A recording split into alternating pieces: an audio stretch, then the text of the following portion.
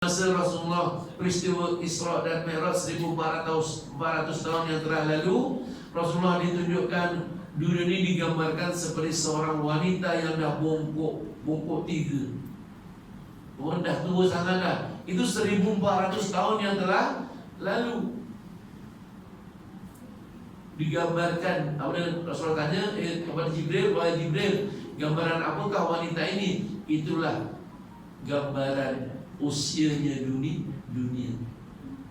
Kalau ketika itu dah bongkok 3, sekarang dia dah macam mana agak-agak.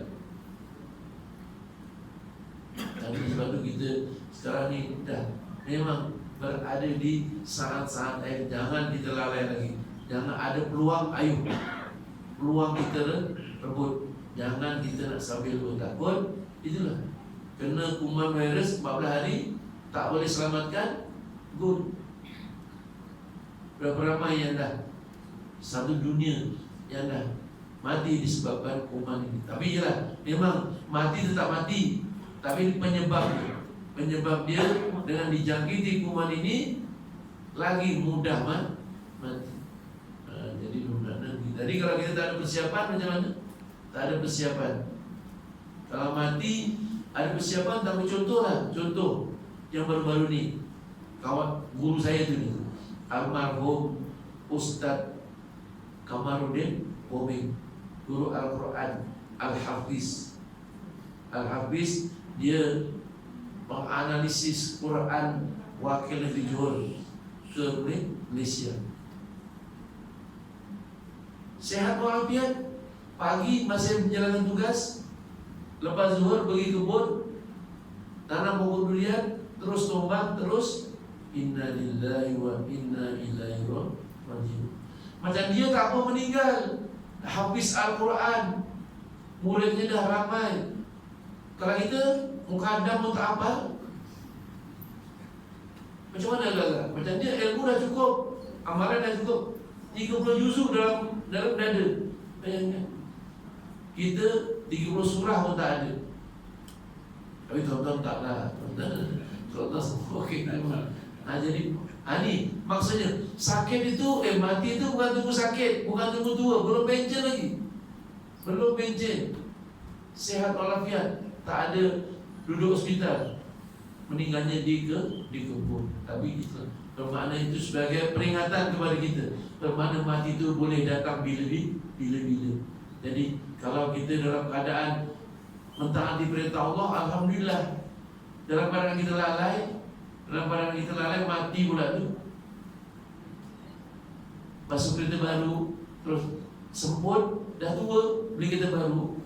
Hujan sebenarnya basuh kereta, azan, basuh kereta juga, mati pula tu. Macam mana agak-agak? Jadi contohlah, contoh. Jadi mudah-mudahan Allah Ta'ala akan memberikan rezeki, tapi rezeki yang halal. Itu yang pertama.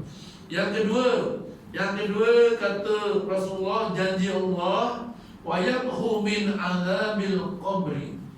Ini cukup penting, yaitu akan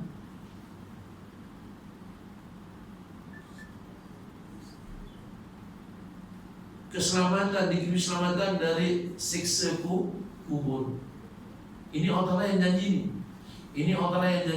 Bermakna barang siapa masih hidupnya, dia jaga solat jamaah, dia duduk baca ilmu, dan dia sedikit banyak dia mengamalkannya, bermakna besok masuk kubur selamat.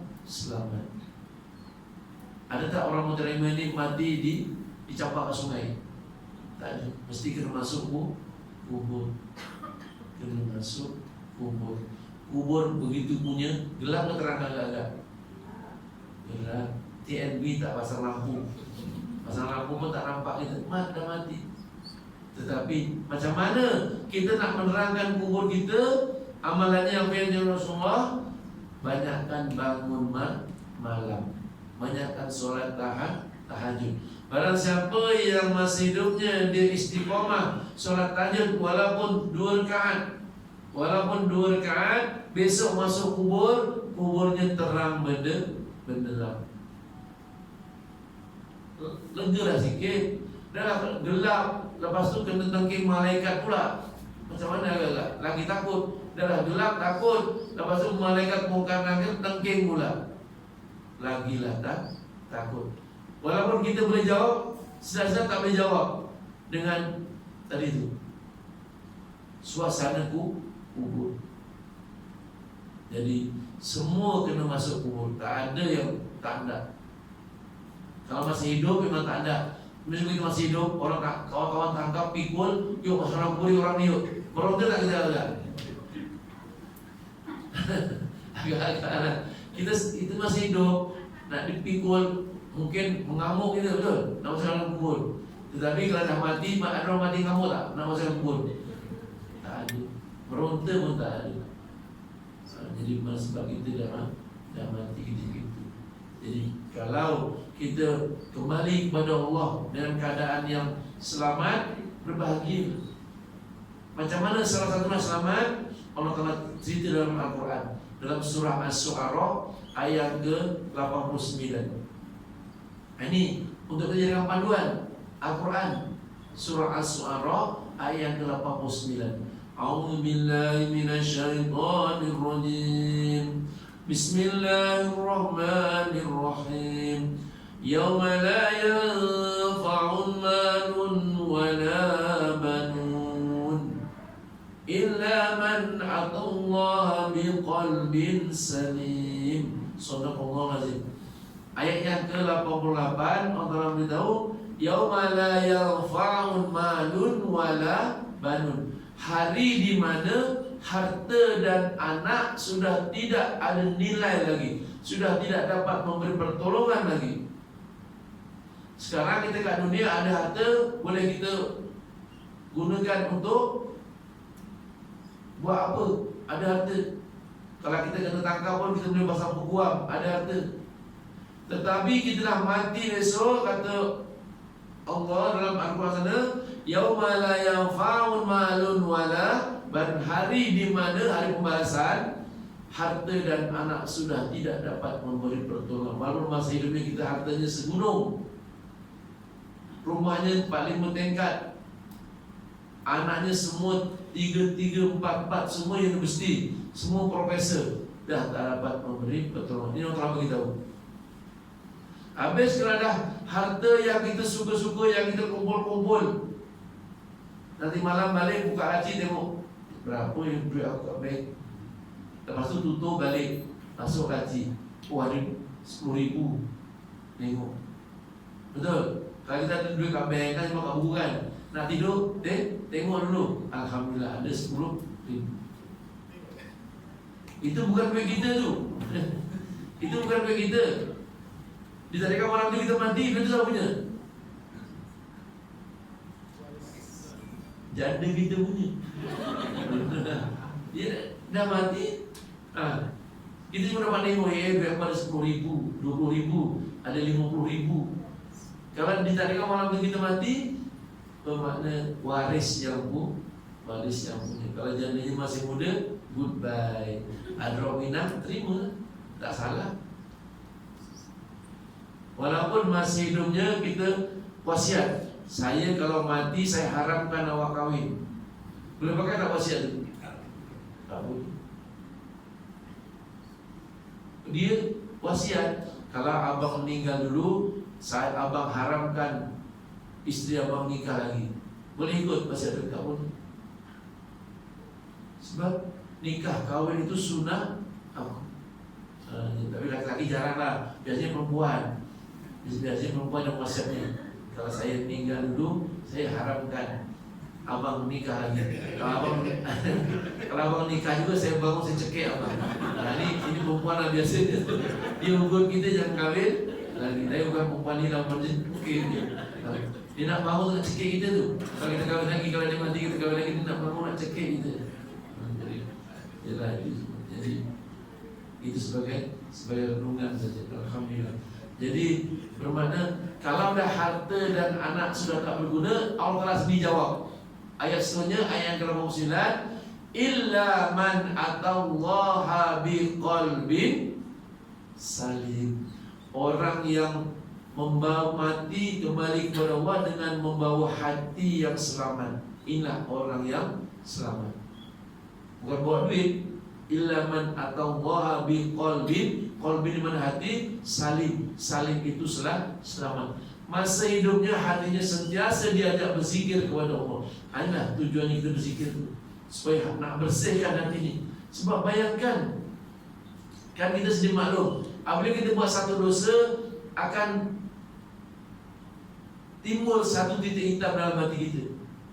Satu dosa, satu titik hitam. Kita dah umur 60, dah berapa banyak dosa dah agak. Agak hati kita macam mana hitamnya agak. Lepas tu tak pernah dicuci pula tu, tak pernah dibersihkan.